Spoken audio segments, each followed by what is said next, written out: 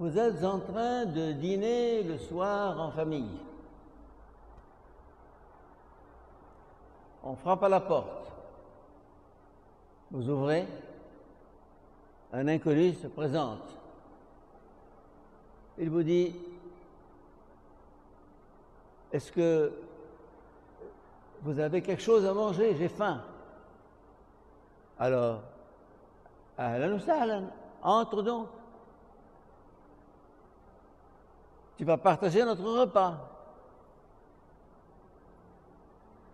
Et il s'installe. Vous l'accueillez gentiment. À la fin du repas, il vous dit: vous savez, j'ai raté mon train. Est-ce que vous n'auriez pas un lit pour passer la nuit? Alors, les parents se regardent dans les yeux et disent: bon, on va faire que les enfants quittent leur chambre, on va les mettre quelque part dans le salon et ouvrir à ce bonhomme cette chambre des enfants.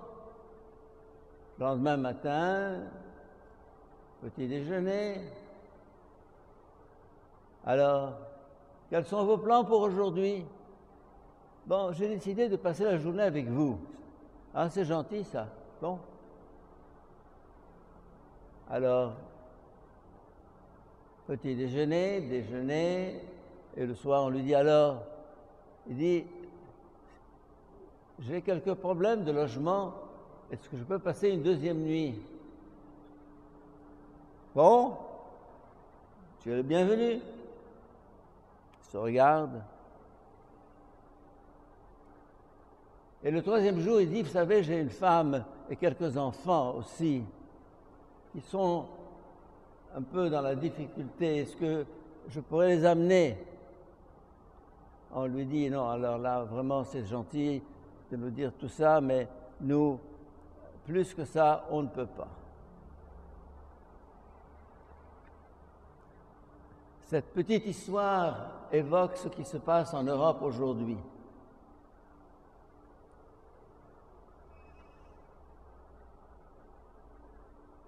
L'Europe est un pays d'accueil. Elle l'a prouvé, elle l'a montré. L'Europe, le Canada, les États-Unis, l'Occident en général, ont comme principe d'ouvrir les portes à l'étranger, comme nous venons de le chanter tout à l'heure au début de cette messe. Ouvre ton cœur à l'étranger, ouvre tes portes à l'étranger. Ça, c'est l'Évangile qui est passé dans cette Europe qu'on dit athée ou incroyante. Mais elle a assimilé cette vertu. Mais où s'arrête l'hospitalité? Où s'arrête le devoir d'hospitalité? Vous allez me dire: il y a des limites? Bien sûr, il y a des limites. La priorité est à ma famille, est à mes enfants, est à ma femme.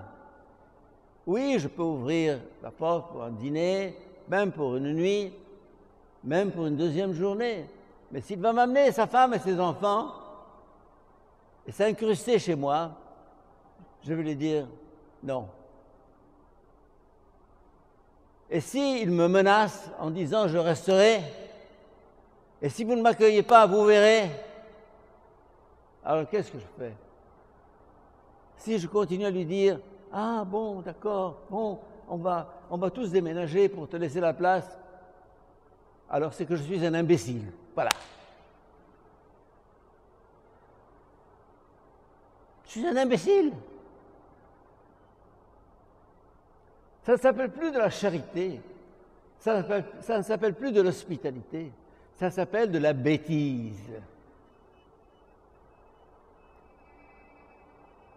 Or, c'est un peu ce qui se passe actuellement en Occident.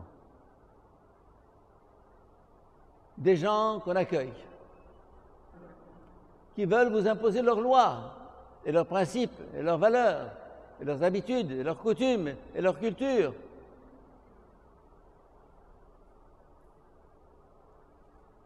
Et à ma grande surprise, l'Occident dit: oui, oui, oui, oui, oui, on recule, on accepte, on recule, on accepte, on pactise.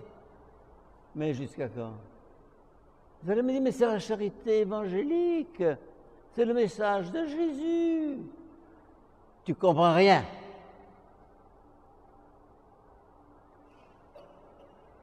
La priorité est à ma famille. Je ne peux pas ouvrir les portes de ma maison sans discrétion. Il y a des limites à garder. Il y a une intimité à sauver. Et faute d'avoir compris cela, l'Europe est en train de se perdre. Complètement. Si le Seigneur nous a donné un cœur pour aimer, il nous a donné une tête pour penser.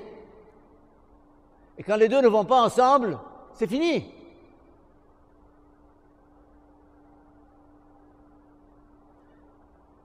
Il y a ce qu'on appelle le seuil de tolérance.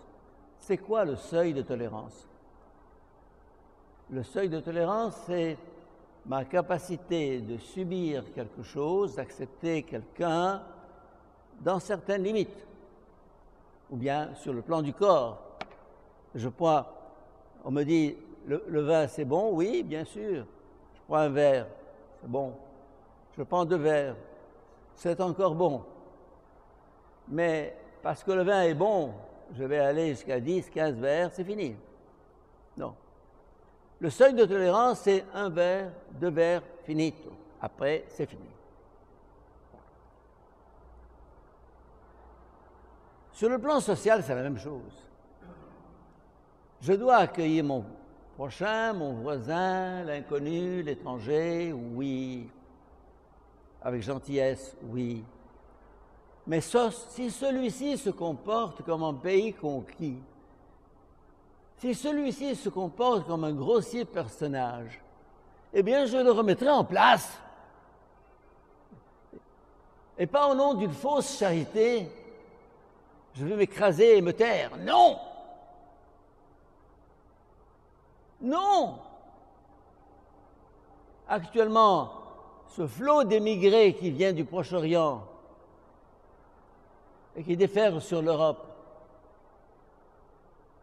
il ne faut les accepter que dans la mesure où ils sont désireux de s'intégrer, d'accepter les valeurs européennes, le style de vie européen, les principes des sociétés européennes.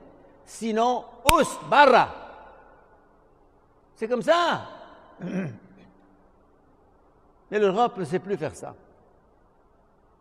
L'Europe, en fait, ce sont les dirigeants de cette Europe qui sont des vendus, des pourris, qui ont vendu l'Europe, qui ont trahi l'Europe, qui ont trahi leur peuple.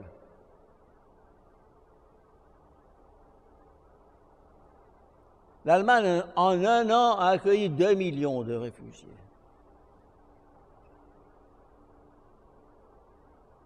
La Suède, n'en parlons pas. Et les problèmes se multiplient, de viols, de meurtres, de vols, que sais-je encore. Jusqu'à quand? On me dit, tu es fanatique. Je ne suis pas fanatique. Je suis réaliste. Charité bien ordonnée commence par soi-même. Charité bien ordonnée commence par sa famille et sa maison et les gens de sa maison. Bien ordonnée. Il y a un discernement à faire.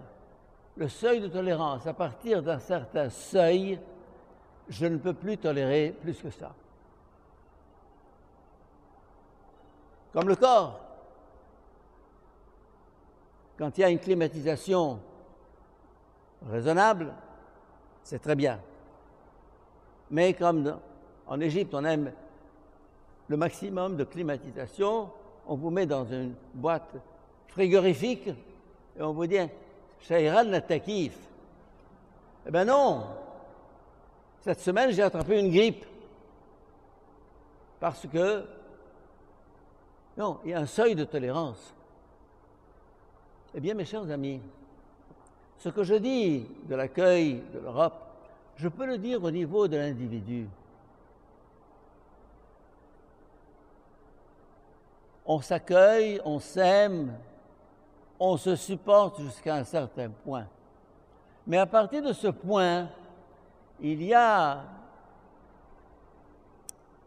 à dire à l'autre, stop, arrête, parlons ensemble, discutons. Discutons.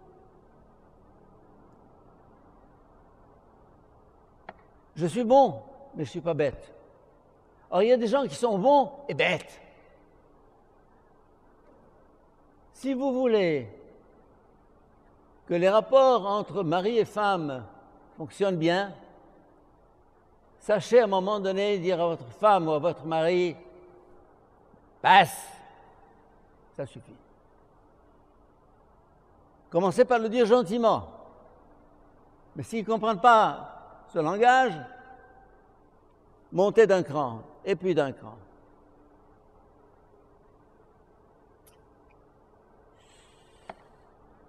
J'ai fait ma thèse de psychanalyse à Chicago il y a 50 ans. Je suis en train de chercher à la publier. Sur la bouche. Vos bouches sont charmantes.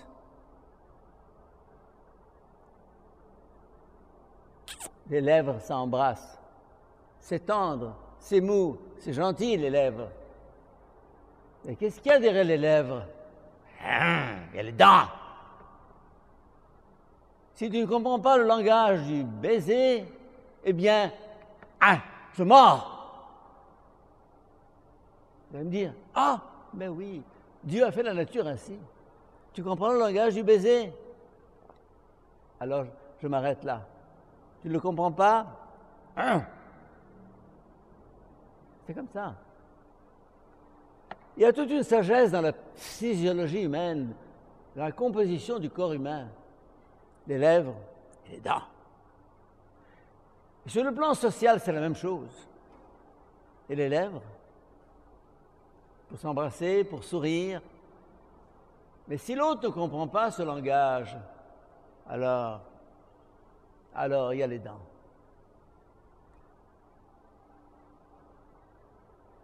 Vous allez me dire, c'est pas très évangélique ce que tu dis. Vous pensez? Lorsque Jésus a été giflé par le serviteur du grand prêtre, il ne lui a pas tendu l'autre joue. Il lui a dit, si j'ai mal parlé, dis-moi en quoi j'ai mal parlé. Et si j'ai bien parlé, pourquoi est-ce que tu me frappes? Il a répliqué, il a réagi, il a protesté. Beaucoup de problèmes psychologiques tiennent à ce que les gens ont peur de faire face. Et ils rentrent leurs problèmes. L'autre les écrase. Femme, mari, enfant, voisin, que sais-je, au nom du vivre ensemble, au nom de la gentillesse. On laisse passer, on accepte, on avale des couleuvres. Non!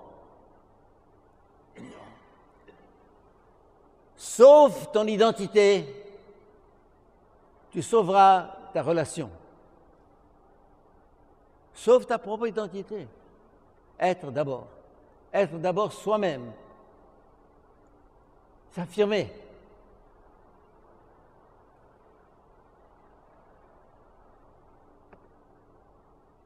Je l'ai vécu dans ma vie. J'ai su ce que c'est que de se faire marcher sur les pieds. Je vous raconterai ça un jour. Vous le trouverez d'ailleurs dans Internet, lorsque je raconte ma vie.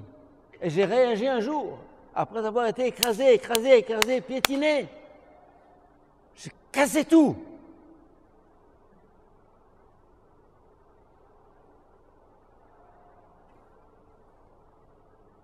Et il m'arrive de dire à telle personne qui vient prendre conseil auprès de moi, si ta femme ou ton mari, ton voisin, ton copain ne comprend pas, réagis, parle. Ne te tais pas. Pas de refoulement. Ça tue intérieurement. Il faut être libre pour aimer. Sinon, ce n'est pas de l'amour. C'est une trahison. Alors, l'hospitalité, c'est très beau, c'est très bien. L'accueil, c'est très beau, c'est très bien. La charité, c'est très beau, c'est très bien. Mais,